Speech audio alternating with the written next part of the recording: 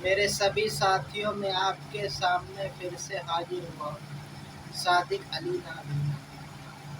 मेरे भारत की वो हालत मोदी जी ने कर दी है।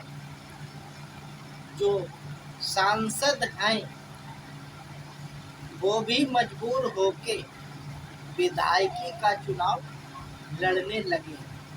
इतनी ज़्यादा पतली हालत हो गई है भाजपा की। मोदी जी कहते थे कि बहुत मजबूत भाजपा है। हमको तो ये दिखती है कि सबसे कमजोर पार्टी भाजपा है। इस वक्त भाजपा बेबस दिख रही है। हमारी तो मोदी जी से यही सलाह है कि मध्य प्रदेश में जाके खुद विधायकी का चुनाव लड़ें। शायद भाजपा की इज्जत बच जाए, वरना डूबना तय है। क्योंकि इन्होंने मध्य प्रदेश में इतना घोटाला किया, इतना भ्रष्टाचार किया, इतना मुस्लिम दलित आदिवासियों को सताया, मुस्लिमों के घर गिराए, आदिवासियों के चेहरे पे पेशाब की गई, दलित भाइयों को मौत के घाट उतारा गया। ये सब पाप जो भाजपाइयों ने किया है, ये इसका असर जाएगा तो कहाँ जाएगा। इसी पाप के चलते भाजपा सरकार मध्य प्रदेश में डूबने जा रही है। ऐ मेरे सभी भारत के साथियों, मैं ये बात कहता हूँ, इसमें बिल्कुल भी थोड़ा सी भी झूठ नहीं है। इस बात को ध्यान रखना। जिसकी जैसी सोच वैसे ही उसकी सब काम होता है। जैसी जिसकी करनी वैसे ही उसकी भरनी है। ये जान लो। अगर आज हम करेंगे तो हम भरेंगे, तुम करोगे तो तुम भरोगे। ये किताबों में लिखा हुआ है, हदीसों वेदों कुरान में ये सब लिखा हुआ है। इसीलिए कहते हैं कि दूसरों को सताने वाला कभी सुकून से नहीं रह पाएगा। ये मुझको यकीन है। भाजपा के नेता जितने बड़े ये दंगाई, ये आरएसएस की पाठशाला से निकले हुए, जो लोगों को हरी संसद में गालियां बकते हैं, उनका भी यही असर होगा। इन्हें कोई मुंह छुपाने के लिए थोड़ी सी भी जगह नहीं मिलेगी। अरे मेरे सभी साथियों में और एक बात कहता हूँ, मेरे बहुजन समाज के लोगों, पिछड़े समाज के लोगों, मुस्लिम समाज के लोगों, सिख ईसाई सभी समाज के लोगों से मैं ये अपील करता हूँ कि दिल्ली भारत की एक राजधानी है। राजधानी दिल है भारत का। इसमें 80 विश्वविद्यालय हैं। इसमें ढूंढो कि पिछड़े समाज के मास्टर टीचर कितने हैं। तुम्हें ढूंढने से भी दिखाई नहीं देगा। बवाना में स्कूल है ये, इसमें भी कोई तुम्हें मुस्लिम टीचर नहीं दिखे।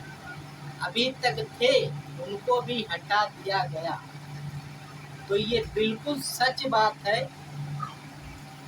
कि जो भारत में जातिवाद चल रहा है, वो जातिवाद कितना खतरनाक है। जो लोग कहते हैं कि जातिवाद नहीं, मैं इससे बिल्कुल सहमत नहीं। क्योंकि भारत में इतना जातिवाद चल रहा है कि हर जगह, हर ऊंचे पद पर ये मनुवादी आरएसएस के लोग ब्राह्मण, पंडित, ठाकुर ही तुम्हें दिखाई देंगे। बाकी दलित, आदिवासी, मुस्लिम, सिख, ईसाई कोई भी नहीं दिखाई देगा। ये तुम्हें मैं चैलेंज से कहता हूँ। और जो लोग कहते हैं कि जातिवाद नहीं, तो वो समझ लो जातिवाद को छुपाने के लिए कहते हैं। जो लोग कहते हैं कि भारत में महंगाई नहीं, तो वो समझ लो महंगाई छुपाने के लिए कहते हैं, क्योंकि उनको भरपेट पैसा मिलता है। उनके बच्चे, उनके पिता, उनकी माता ऊंचे पदों पर टीचर हैं, डॉक्टर हैं, मगर कोई नहीं है। तो मेरा बहुजन समाज, पिछड़े समाज के लोग ना टीचर है ना डॉक्टर। रीतू सिंह को देख लो, रीतू डॉक्टर, उसको इन मनुवादियों ने पीड़ित, अपमानित करके निकाल दिया। इतने दिन हो गए धरने पे बैठे हुए, अब तक उसकी कोई सुनवाई नहीं। अरे बहुजन समाज के साथियों, जागो, कब जागोगे? जो तुम्हारे नेता पिछड़े समाज के आके भाजपा की गोद में बैठे हैं, वो मलाई ही खाएंगे, मगर हम सबके हक में आवाज नहीं उठाएंगे। ऐसे नेताओं को सबक सिखाना है 2024 में। ऐसे नेताओं को एक भी वोट नहीं देना है जो पिछड़े समाज की बात नहीं करेगा, मुस्लिम समाज की बात नहीं करेगा, आदिवासी समाज की बात नहीं करेगा, दलित समाज की बात नहीं करेगा। ऐसे लोगों को वोट ही नहीं देना। और जब तक इस भारत की संसद में प्रधानमंत्री पद पे बहुजन समाज या मुस्लिम समाज का प्रधानमंत्री नहीं बनेगा, जब तक संविधान लागू नहीं हो पाएगा। ये मैं तुमको गारंटी से बताता हूँ। ऐसा ना हो अब की बार कांग्रेस सरकार, फिर उसके बाद भाजपा। कांग्रेस भाजपा ही क्या भारत को चलाएगी? बाकी के जो ढेर जिनकी संख्या है, तादाद ज़्यादा है, क्या वो लोग प्रधानमंत्री नहीं बन सकते?